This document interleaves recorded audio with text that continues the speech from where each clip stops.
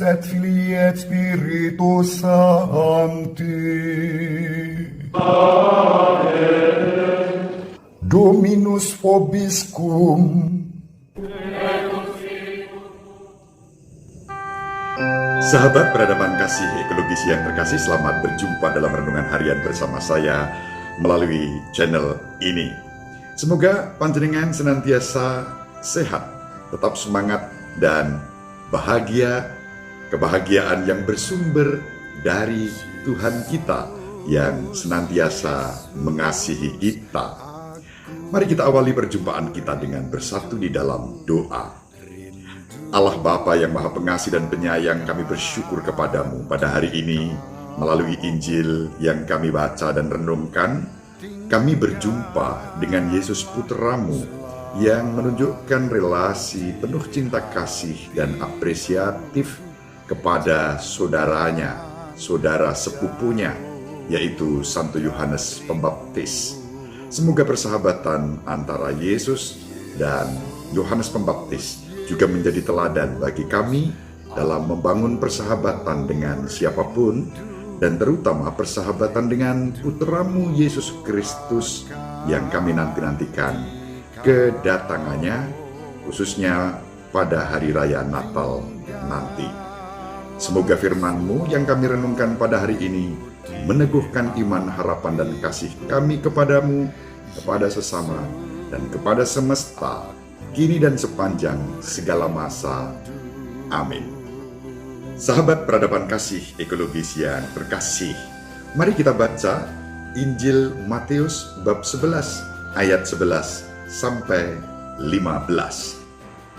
Pada suatu hari, Yesus berkata kepada orang banyak, "Aku berkata kepadamu, sesungguhnya di antara mereka yang dilahirkan oleh perempuan tidak pernah tampil seorang yang lebih besar daripada Yohanes Pembaptis.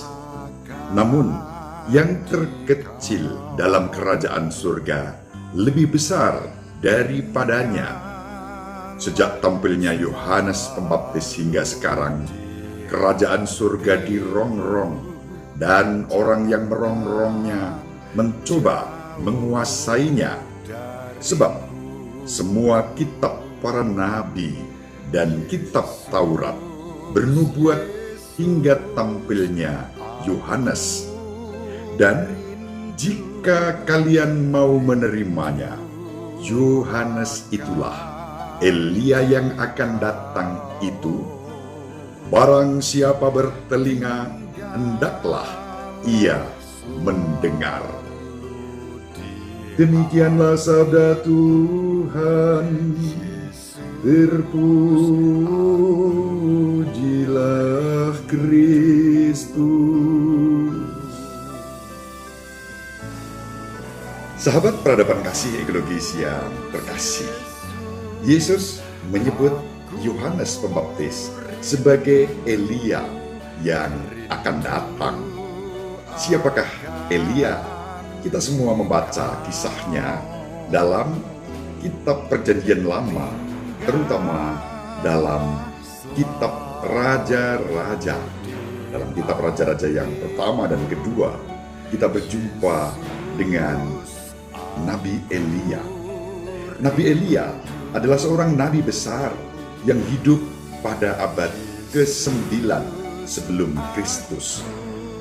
Dan kalau kita membaca kitab Raja-Raja, kita bisa berjumpa dengan karya dan pribadi Nabi Elia yang berkarya pada masa pemerintahan Raja Ahab dan Ratu Isabel, dan juga Raja Ahasia dari Israel.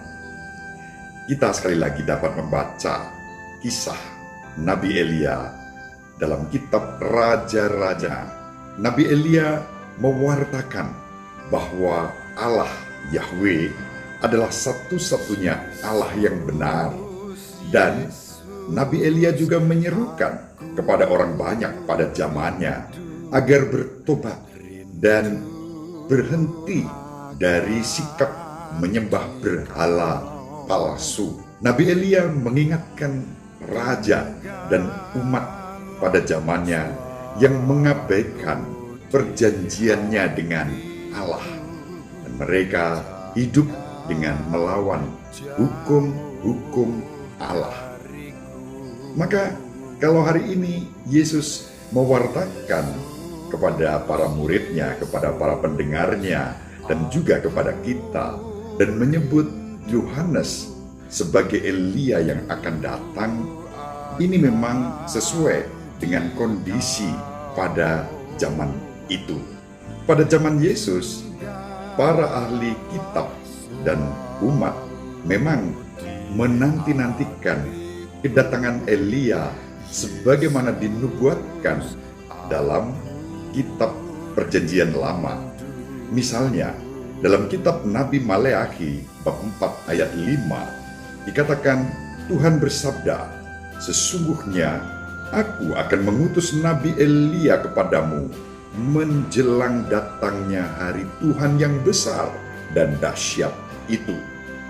Lalu dalam kitab Sirah bab 48 ayat 10 juga dikatakan, engkau, yakni Elia, tercantum dalam ancaman-ancaman tentang masa depan untuk meredakan kemurkaan sebelum meletus.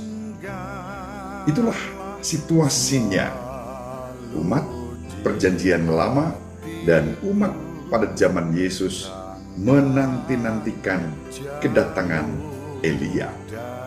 Maka Injil menyebutkan bagaimana ahli-ahli Taurat dan umat bertanya-tanya, kalau jangan-jangan Yesus sendiri adalah Elia yang akan datang itu. Kita membaca dalam Injil Lukas bab 9 ayat 7-10. Herodes merasa cemas sebab ada orang yang mengatakan bahwa Elia telah muncul kembali. Ketika Herodes mendengar tentang Yesus.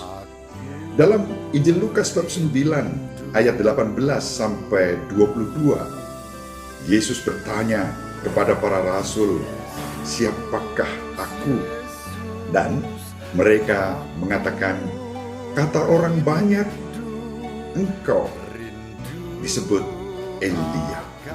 Dalam Injil pada hari ini, jelas Yesus mengidentifikasikan Elia yang akan datang itu.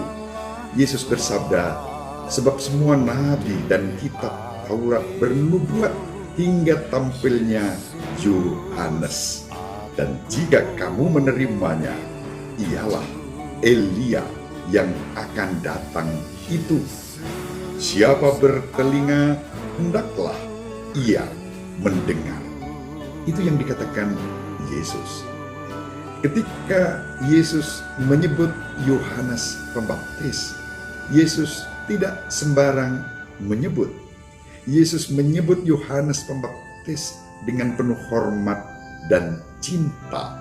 Yesus dengan penuh cinta mengajak para pendengarnya untuk menerima Yohanes sebagai Elia, sosok nabi besar yang mempersiapkan umat untuk bertobat dan menyambut Allah yang meraja di dalam kehidupan ini.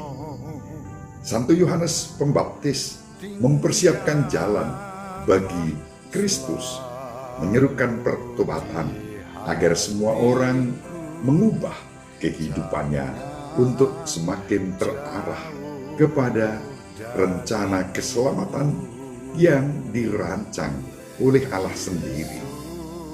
Dengan demikian, ketika kita membaca dan merenungkan Injil pada hari ini, kita juga diajak untuk mempersiapkan hidup kita menyambut Kristus. Yesus sangat mengasihi dan mengapresiasi Yohanes Pembaptis.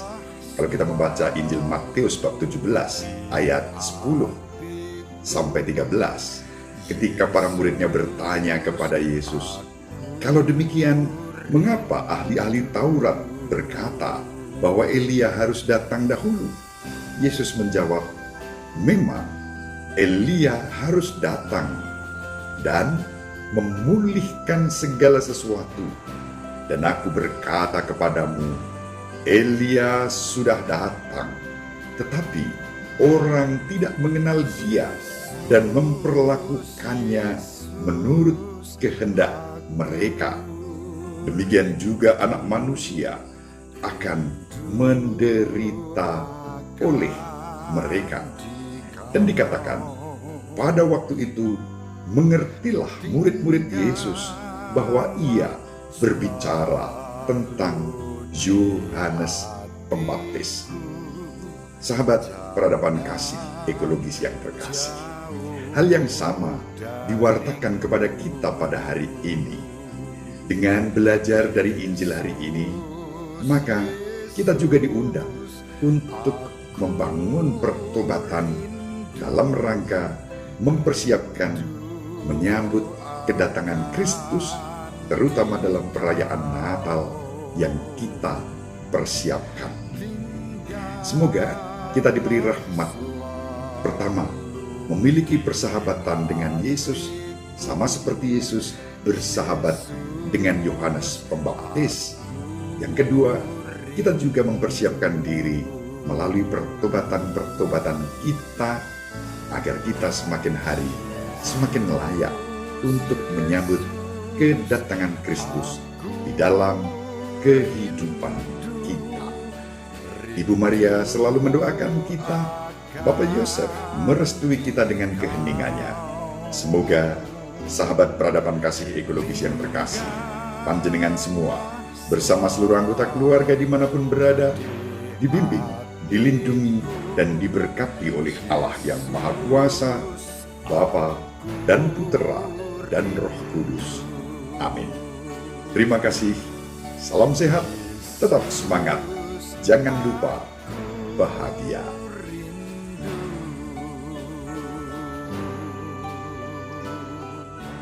Sahabat peradaban kasih yang terkasih, sampai jumpa pada episode berikutnya. Terima kasih atas kebersamaan kita. Salam peradaban kasih ekologis, berkah dalam